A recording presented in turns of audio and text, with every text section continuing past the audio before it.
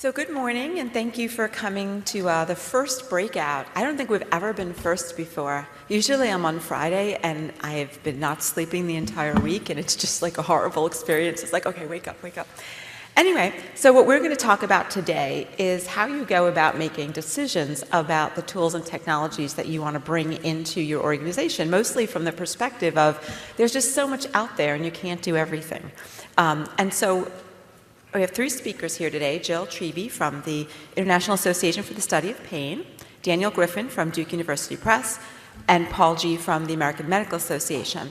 And they're going to talk a little bit about their approaches and their philosophies, but then what we'd like to do when we're done is have a little time for questions and maybe even start to hear a little bit about what you're doing, because obviously there's a whole lot of knowledge and experience.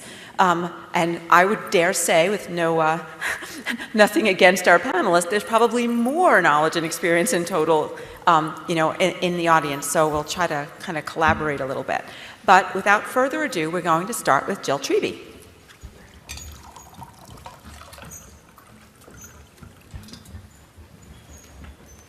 Well, good morning, everyone. As Anne said, I'm Jill Treby, and I'm the Director of Membership and Marketing at the International Association for the Study of Pain. Part of my role involves our digital presence and the doomed digital transformation, and that is why I'm here to talk to you today. I want to tell you a little bit about IASP before I get into our project. The International Association for the Study of Pain is about 45 years old, and we were founded as an international organization. We have members all over the world. We have chapters in 94 countries, and our members are clinicians who work directly with patients. They represent the entire multidisciplinary care team, so that's physicians, pain specialists, psychologists, physical therapists, nurses. They're also researchers, basic scientists who work in the lab and study pain mechanisms in the brain, and neurologists and that type of work. They're clinical researchers who sort of do both. And then there are many involved in education. Pain is a multidisciplinary, interdisciplinary field, so we are very lucky to have members from a variety of specialties: anesthesiology, neurology, again, psychology, and ethics. There's quite a lot of information. Every year we have a theme. We have the Global Year Against Pain. We're very excited that 2018 happens to be the Global Year for Pain, for excellence in pain education. So we're hoping that future themes are a little more positive. We have a World Congress every other year, the World Congress on Pain, and that's where we convene the international community, both, again, the science and the clinicians, and we really highlight the translation of science into practice for our members. We're excited. It's coming up this year in September. We'll be in Boston, and this is actually the first time that the World Congress has been in the United States since 2002. So we're excited to sort of bring it around. Again, we really do work with an international crowd. We have two journals, Pain and our new open access journal, Pain Reports. So why I'm here to talk to you today is about the approach we're taking with our digital presence transformation. Our website is currently a very one-dimensional resource, and in order to serve our members around the world and in the time that is not the World Congress, we need to provide digital resources to them. Right now, that requires them to come to our website to find what they need and to also know that we're there, quite frankly, and they don't get updates, they don't get any information. We want to change that. We want to be the hub of information and collaboration and communication around pain in the pain community. And this is the project that we endeavored to begin. As I said, we want to drive member value and our goal is to deliver a personalized experience. So for example, someone who is a physical therapist has very different interests than someone who is a psychologist or someone who is a researcher in a lab. We have a wealth of content and information to deliver to all of them, and we want to make sure that they're getting the information they need rather than just the information that is available at a given moment on our website or in our journal. We also, of course, want to drive our member participation and engagement and introduce them to the wealth of content that we have across the variety of platforms. Our journals, information from our meetings, we have several other digital publications and blogs that we pull information from. And we want to, down the road, give ourselves the opportunity to diversify and increase our revenue opportunities. In order to go about this, we first had to create a digital content strategy, and it was all driven by member insight. We did an extensive member research project where we surveyed our members, we interviewed them in depth, and we created a strategy and a set of supporting and guiding objectives. And this information is then the foundation from which we will work.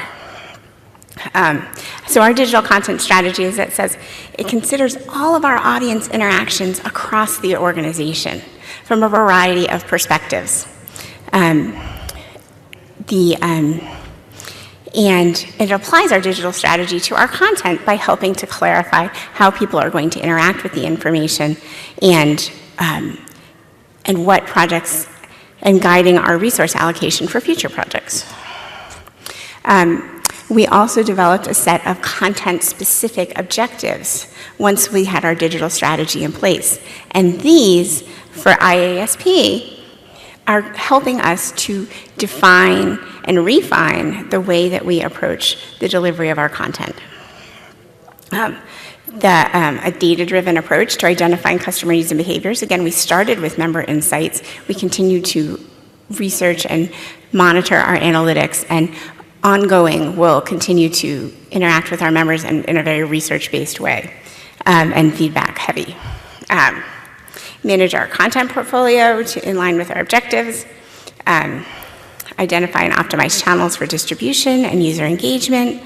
Apply program management to all content-related projects and initiatives. This is something that we've really started from already, and I'm very proud of, is the way we work in our cross-functional teams internally to make sure that across all of our content sources, we're highlighting the information. While we don't have the technology in place yet to do that automatically, we're working as a team to start thinking that way. And to continually monitor and improve our content processes for optimal efficiency. So, as I said, we use this customer insight to begin this process. And the way we're moving forward is through use cases. So understanding how our members and our customers and our future members and our future customers are all interacting with our website, and what use cases best describe how we want them to interact with us. How can we serve them? And I have to say, this has been a really interesting process for us, and it took some refining for our team. I'll talk about that in a minute. But it really gets at, as it says on the slide, the intersection of our strategy and our key customer objectives. And it helps us, that's why the coffee filter's up there, it helps us really evaluate and define things. So our idea is, and really one of the things that we talk about all the time is, if we don't have a use case for it, why are we going to do it, right? It helps us with our passion projects that come up sometimes. It helps us with content that someone says, oh, well, this looks interesting. Well, do we have a use case for it? Is there a way that this is supported and we think that our members and our customers are going to value this information? So a use case is written from a user point of view. How would they use the information? Why would they interact with IASP? And can what the website delivers fulfill that use case? It's in addition to personas. So it's not just, I'm a researcher and I need to do X. It's more defined. It's understanding, for example, if I'm a member of our special interest group, and my desire, the use case might be, I'm a member of a special interest group, and I want constant updates and alerts from all of the information IASP publishes across our platforms to be delivered to me. That's a use case, right? Providing specific information to a member of a special interest group in a way that they want to receive it. That is an example of what we are trying to achieve. And again, they're aspirational. They add value because they help explain how the system should behave, not how it will behave. And this is part of the work that we've been doing with our team. So when we started out, it was, well, we want to make sure that someone who would like, for example, global year information translated into the language of their choice is available. Well, that's available now. So that's great, and that does fill a need, but is that aspirational? Does that show the enlightened stage where we want to be? So we have, as a team, have learned through this process, and our next step really now is to work with our members again. Take these use cases back to them and validate the information. How do they think? Do these represent the ways they would use the website? How can we expand? And we're continuing that feedback loop with our members and key influencers.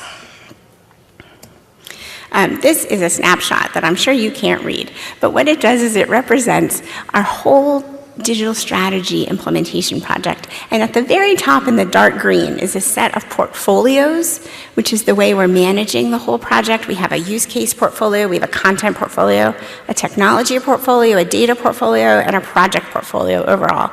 And then below it, it shows how all of the associated portfolios and their projects fit together. It helps us be both strategic and then tactical to make sure we keep on track. We have found this a very useful tool and guiding visual throughout this process.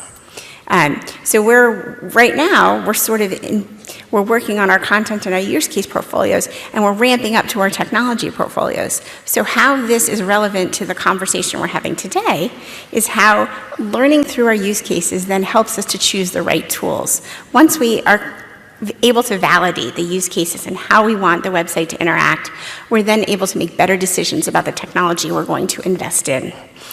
Make sure not only that it fits some of the basic requirements we might have, but really is going to serve us now and going forward with how we're going to achieve our vision and our strategy. So I sort of got ahead of myself, but this is where we are now. I have to say this has been a really valuable process, again, for our team and for the way we interact with our members. For those of you in the society world, it has really helped us have a good dialogue with our membership about this. We're able to have strategic conversations with both our leadership and the people who are a part of this process in more of our committee advisory group role, and have really interesting conversations on the fly. I'm always asking people questions. I'm saying, well, tell me how you would do this, or if you were going to come for the website for one reason, what would it be? We're always collecting data, and we're talking about the way IASP is going to interact with our people in the future in a different way. Thank you.